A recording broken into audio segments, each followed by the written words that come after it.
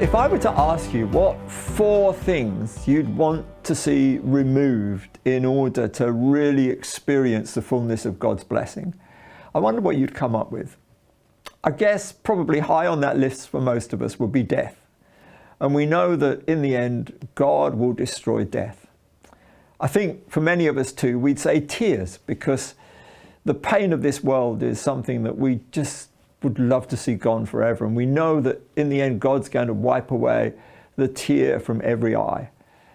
And then I think we'd probably want to say disgrace, because shame sort of sits upon us, and we need that to be wiped away, don't we? That disgrace needs to go.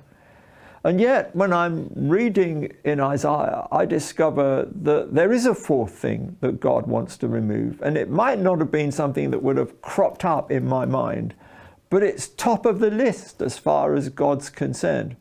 So let me read to you from Isaiah 25, and I'm reading verses 7 and 8, where he says, "On this mountain, he will destroy the shroud that enfolds all peoples, the sheet that covers all nations. He will swallow up death forever.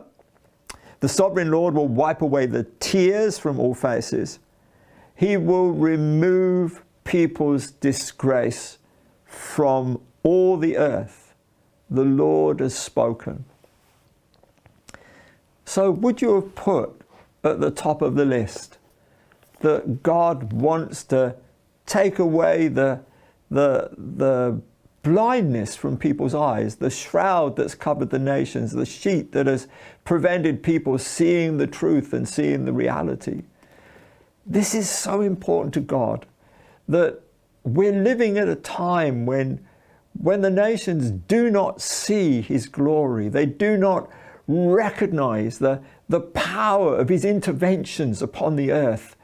And there needs to be, when the final day comes and the day of reckoning is upon us and God's opening up his ultimate kingdom for us, there needs to be a moment when the blindfold is taken off and the nations see and the nations know, the sheet that's covered everything is removed, and it all becomes absolutely crystal clear. Yes, God's going to remove the death. Yes, he's going to remove the tears. He is going to take away the disgrace. And for those of us who've already come to know him, we know that he's dealt with death. We know that he's wiped away the tears. We know that he's dealt with our disgrace. But we should still have a longing in our hearts that God might take the blindfold off of people's eyes and off the eyes of the nations, because it's that which in many ways is causing the strongholds of the enemy to retain their power upon the earth. We want eyes to be open. Let that be our prayer. Let that be our cry.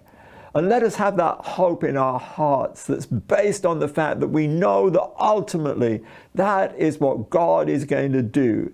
He's going to remove the blindfold, the covering. He's going to demolish death. He's going to wipe away tears, and he's going to remove the disgrace.